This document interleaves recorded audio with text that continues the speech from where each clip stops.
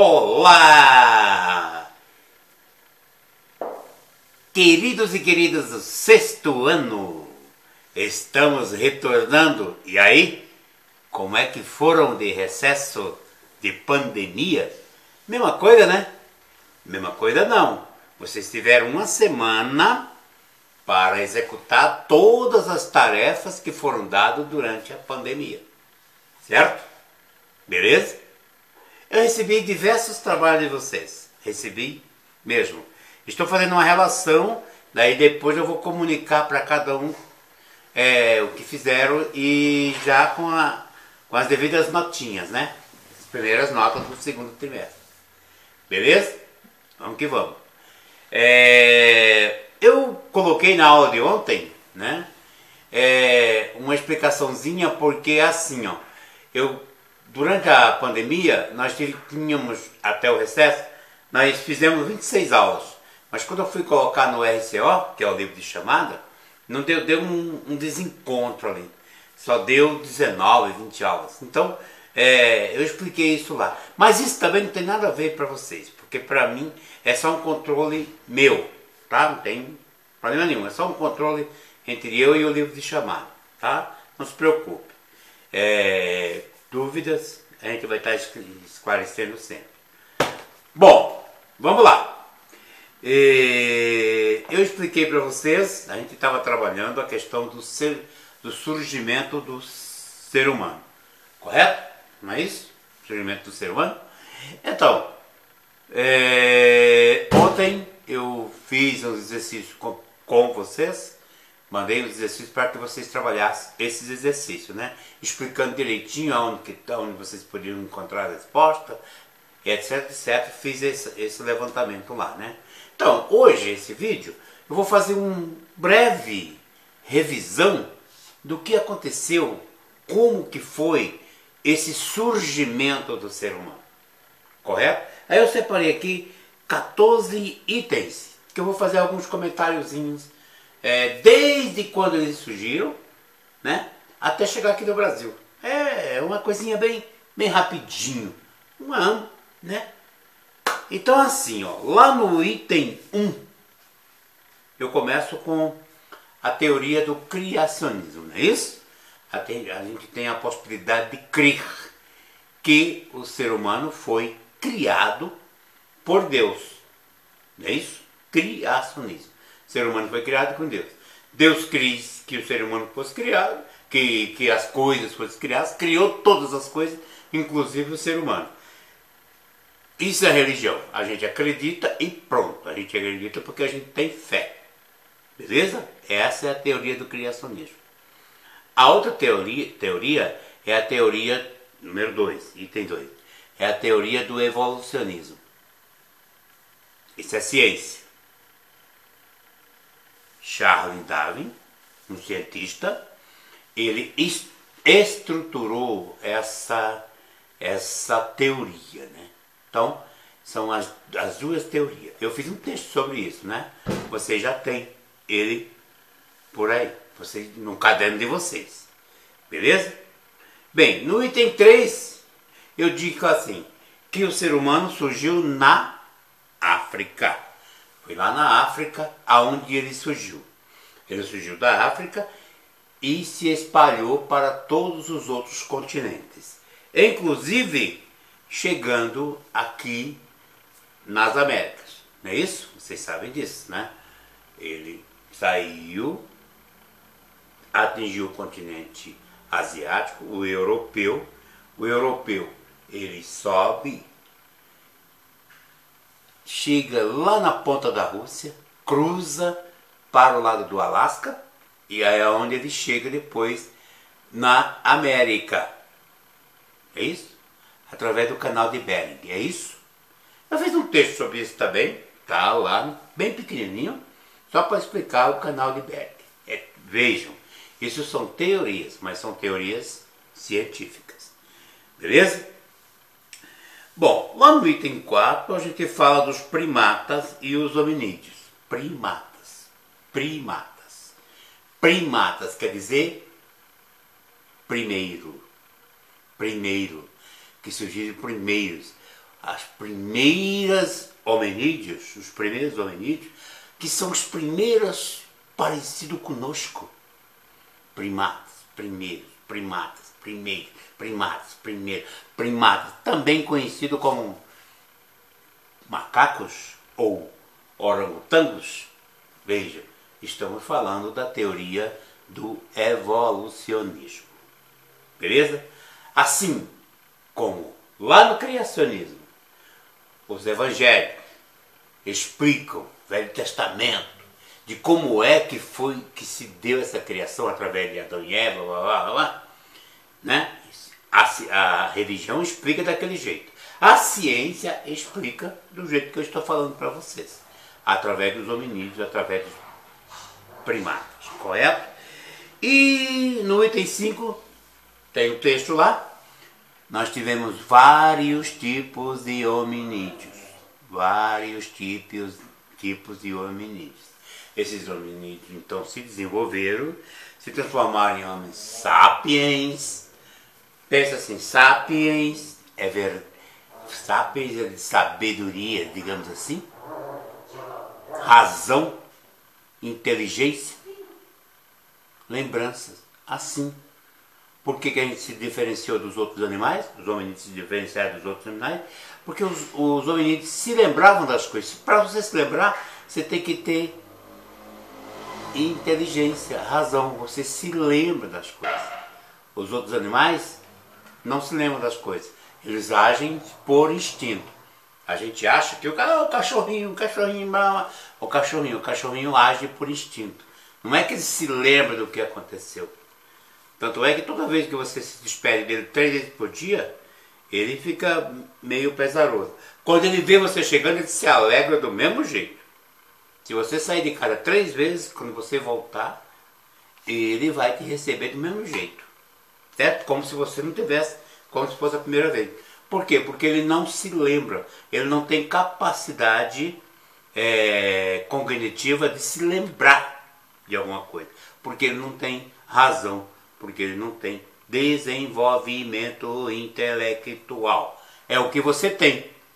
Aí, foi pensando nisso, que aí eu escrevi para vocês um texto sobre o que é ser humano. Bom, no item 8, no item 7, eu escrevi o que é ser humano, o que é ser humano, não é o que é ser humano. Eu falei, o que é ser humano? Quando você é um ser humano é quando você tem essa razão. Se você tem essa razão, você desenvolve a inteligência, você tem lembrança. Então você fica um ser humano, é isso. Você é um caba, uma pessoa, um cara com inteligência. Seja um ser humano. Seja um ser humano. Beleza? Quando você não tem essa razão, quando você não desenvolve essa inteligência, você vira um animal comum. Você não é um animal comum, você é um animal dotado com inteligência. Portanto, você é um ser humano. Tem amor no coração. Beleza? Beleza. No item 8, esse ser humano, esse hominídeo vai se desenvolvendo, aí ele começa por que o ser humano sobrevive? Porque ele precisa se alimentar. Aí, para ele se alimentar, ele começa a colher coisas. A primeira alimentação dele é colher frutos nas árvores. É caçar. Por isso que ele vai ser coletor ou caçador. Porque ele vai precisar de coisas para comer. Aí ele sai pela floresta e na floresta ele encontra tudo o que ele precisa para sobreviver. Por isso que eles são coletores e caçadores. Tá no livro de vocês isso daí. Beleza? Bom, no item 9 vai chegar uma grande descoberta do ser humano, que é o fogo. Ele descobre o fogo. Ele vai dominar o fogo, porque hoje saber do fogo, o fogo é muito importante, mas se você não dominar ele domina a gente. Estão vendo um problema que está acontecendo lá na Amazônia agora? Está pegando fogo em tudo quanto é lugar, lá é verão, capim seco e tal, está pegando fogo. Destrói a floresta. Se destrói a floresta, aonde é que ele vai caçar? Aonde é que ele iria procurar os frutos para se alimentar? Não ia, né?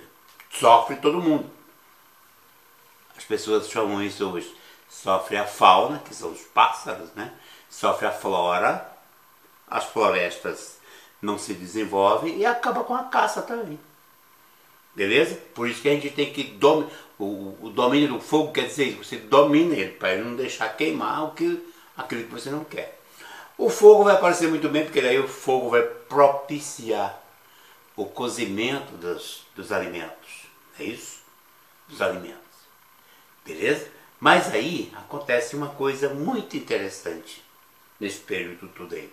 Quando o ser humano sai para colher frutos na floresta, e ele mora naquela primeira casa dele ali, na primeira cabana, na primeira caverna, sei lá, ele vai jogando as sementes lá. Aí ele começou a perceber que essas sementes brotavam. Essas sementes brotavam, dava fruto, daí ele percebeu, pô, se essa semente está brotando aqui, está dando fruto aqui, eu não preciso mais subir a colina e ir lá longe para buscar alimento, porque eu posso pegar aqui mesmo. Levou tempo para ele descobrir que se ele comesse o fruto, plantasse aquela semente, essa semente brotava, se tornava em outra árvore e dava fruto também. Ali mesmo perto de casa ele não precisava ir buscar mais longe, nem se mudar para outro lugar para colher outros frutos. Com isso nós aprendemos a sermos agricultores, ou seja, plantar a nossa própria comida perto de casa. Se a gente pode agora plantar comida perto de casa, a gente não precisa ficar vagando pela floresta, vagando pelos campos, procurando comida. E isso que se chamava de nômades, saía de um lugar para outro atrás de comida. Aí quando ele fica em casa, que ele descobre que plantando aquele fruto, aquela árvore, aquela fruta vai crescer ali perto dele, ele não precisa mais caminhar. Então ele deixa de ser nômade e passa a ser sedentário, ou seja, ele mora naquele lugar agora, não precisa ir mais tão longe para buscar comida. Isso está lá no livro de vocês e também está no texto que a gente passou para vocês. Bom, no item número 10, vocês vão ter aí pinturas rupestres e paleolítico. Então veja bem, nós estamos falando ainda da era pré-histórica.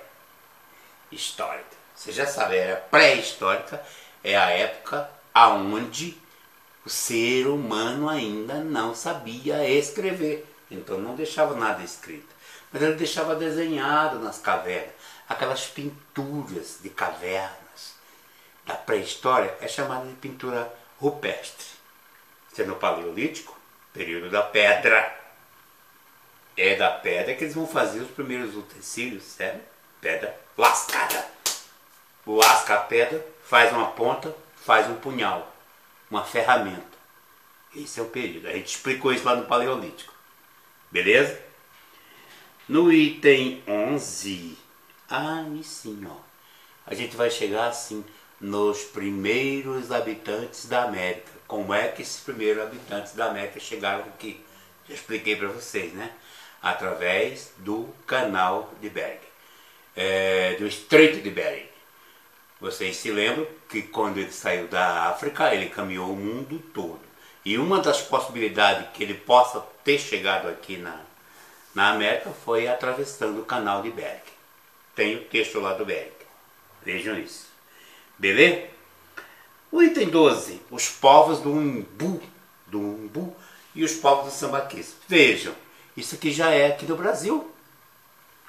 Nós estamos na América? Pois é. Eles foram e chegaram aqui. Quando a gente fala povos, preste muita atenção. Quando a gente fala povos, os primeiros povos do Brasil quais foram? Erroneamente ou acertadamente, sei lá, a gente chama dos índios, né? Eram os índios. Eram os índios porque teve aquela história contada pelos portugueses que eles iam para Índia, aí erraram o caminho, chegaram aqui e falaram, ó, o índio aí, porque eles achavam que estavam chegando na Índia. Tem essa historinha. Vocês vão descobrir isso através de pesquisa. Não. Em qualquer lugar que a gente esteja, tem um nome, tem um povo, e esse povo tinha nome. O português foi que erroneamente começou a chamar todo mundo de índio. Todo povo que ele não conhecia chamou de índio. Mas não. Por exemplo, quando eles chegaram aqui no Paranaguá,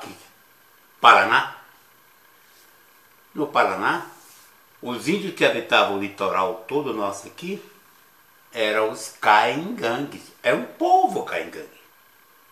Beleza? Então, mas além do povo, desse povo caingangue, povo que mora no litoral nosso aqui do Paraná, a gente vai ter uma aula escrita sobre os primeiros povos do Paraná, daí eu explico melhor sobre isso. Então vocês vão perceber que ali tinha um povo que se alimentava de frutos do mar. E a casca desses moluscos que eles pegavam lá no mar, eles jogavam no canto. E aquilo fazia grandes montes de sambaquis, que eles chamavam de sambaquis. Por isso eles eram chamados também de povos sambaquis. Está explicado isso também para você lá no texto que eu expliquei isso aí. Assim também como tem o povo do Imbu, a mesma coisa. Tá? É povo. São os indígenas. Indígena porque os portugueses disseram que era tudo índio. Mas eram os caingangue. Ó, só uma curiosidade. Sabe, todo mundo aqui já foi ao centro da cidade e conhece onde era o passeio público, né? No passeio, exatamente onde era o passeio público, ali era a nascente do Rio Belém. Rio Belém, Curitiba. Que hoje ele está todo tapado. Embaixo sai dali do passeio público e vai embora, passa perto da rodoviária lá e vai sair lá para o bairro do Uberaba. Ali é o Rio Belém. Ele está coberto hoje, né? E passa pelo centro da cidade ali. Pois bem, na nascente do Rio Belém, foi então no passeio público, dizem que ali no entorno moravam os índios botocudos. Podemos dizer o povo botocudo. Beleza? Então cada povo tem o seu nome. Que o português chamou todo mundo de índio. Mas cada povo tem. Eu, por exemplo, sou descendente dos índios Cariri, que é uma tribo lá do Ceará. Na divisa do Ceará com Pernambuco, naquela região lá, eu sou daquele lado lá. Sou da tribo Cariri. Sou descendente da tribo Cariri. Claro, dizem que a minha bisavó, ela foi laçada na floresta, lá no mato. Antigamente eles faziam isso. Mas isso é uma outra história. Vamos terminar aqui nosso contexto. E aí na item 13 eu defini para vocês o que são cavernas. É que caverna, podemos dizer assim, pode ter sido uma das primeiras moradas do ser humano. Defini para vocês o que são cavernas. E no 14, gente, eu coloquei para vocês aí uma personagem da pesquisa brasileira chamada Niede Guidon. Era uma francesa que se radicou aqui no Brasil e ela trabalhou muito com uma equipe na Serra do Capivara, no estado do Piauí. Lá tem muitas das histórias dos primeiros habitantes do Brasil. Que aí também a gente vai chegar em Minas Gerais, onde a gente tem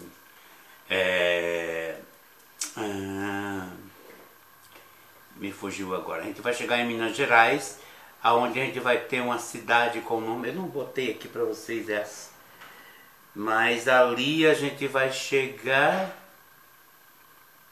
eu me cobro isso na sequência, porque agora me fugiu totalmente, como eu não anotei aqui, eu não vou saber, mas a gente vai chegar ali, a gente vai achar ossos também ali, das primeiras pessoas, sinais das primeiras pessoas aqui no Brasil. Mas eu marquei mais para vocês aí porque eu fiz um texto sobre a Serra do Capivara, né? A gente vai voltar ainda a esse assunto, explicando melhor essas questões dos primeiros seres humanos aqui no Brasil e no Paraná. Beleza? Beleza? É isso então. Um abraço para todo mundo. Tchau.